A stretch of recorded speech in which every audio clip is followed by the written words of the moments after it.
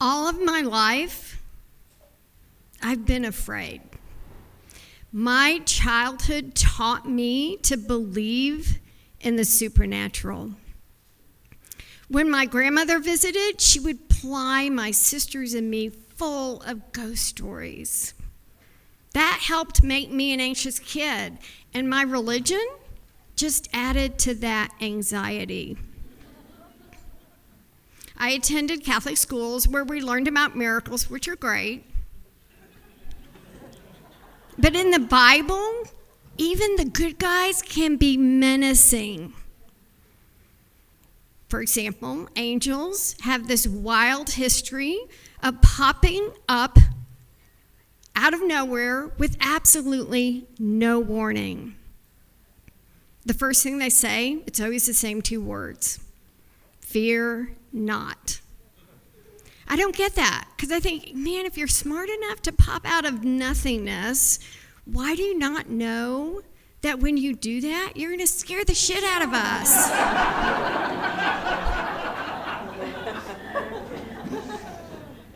As a child, I had one recurring prayer. Dear God, I believe in you.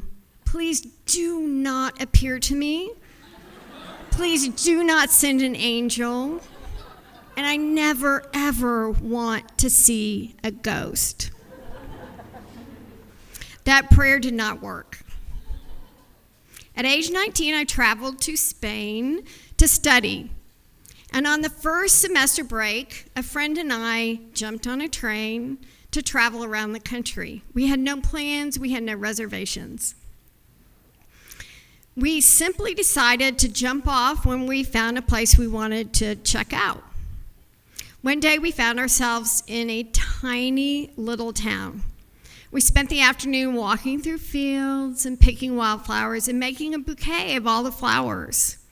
And at dusk, we realized there's actually no place to spend the night in this town, except one ancient pension. Holding our bouquet of wildflowers, we knock on the door, it opens, and there stand two very old women dressed head to toe in black. We ask for a room. They lead us through a maze of dark hallways, and we end up in a room with two twin beds, a sink on the wall, and a shelf above the sink. We put our flowers in our drinking glass. We prop up the pillows on our bed so we can chat before going to sleep. At some point, I look around and just take in the general creepiness of the building. It's really old. The ceilings are really high. There's not very good lighting. Where did those two old ladies go? Why are there no other guests? I turned to my friend. Do you think there could be ghosts here? And at that, the word ghost, the lights flicked off, and then they flicked back on. The timing was so perfect, I laughed. Did you see that? I said to my friend, did you see? Right when I said ghost, the lights flicked off, and it did it again. They flicked off, and then they flicked back on. My friend said, yeah, but let's think about this, because they're Spanish, so they're speaking Spanish, and we're speaking English, so they're bilingual. We spend the next 15 minutes experimenting. We keep saying the word ghost, and every single time, 100% of the time, the lights flick off before coming right back on. At that point, I said something that makes no sense. I think these words were put into my brain, because why would anybody ask this? I asked a question. What if the tall flower in the drinking glass breaks and points at one of us? Who would ask that? And right at that moment, the tall flower in the vase that's 15 feet away breaks and hovers in the air until pointing directly at my friend. She screams, "Ah!"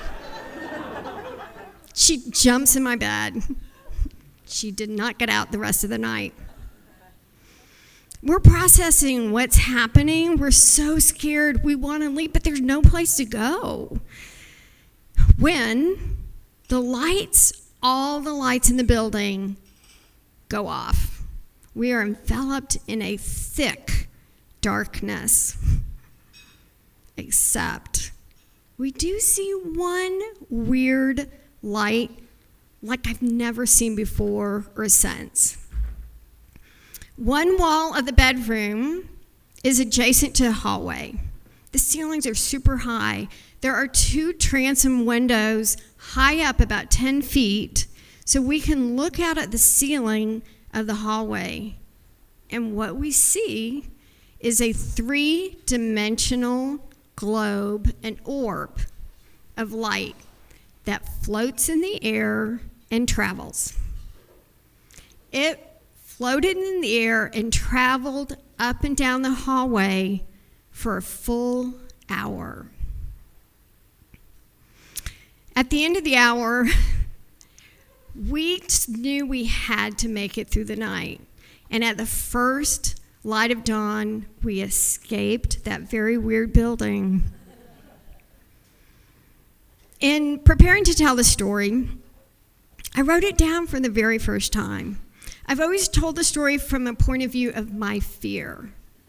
But for the first time, I thought about the point of view of the ghost. I don't know if it was a ghost, but something was there, and it wanted, seemingly, to connect with us. It was listening to our words and responding. I don't know how to make sense of that, but maybe that's the point. I just read a quote that I love. It said, "It's a privilege not to know something and to be given the opportunity to find out." We were given an opportunity that night, but I was just too afraid to take it. As a child, I had this one prayer: please, nothing supernatural. Now, I feel differently. If something like that happened again, I know I would still be afraid. But I'm hoping I would find the courage to react differently. This time, I hope I would climb out of the bed, walk across the room, and have the courage to open the door and see something that I've never seen before. Thank you.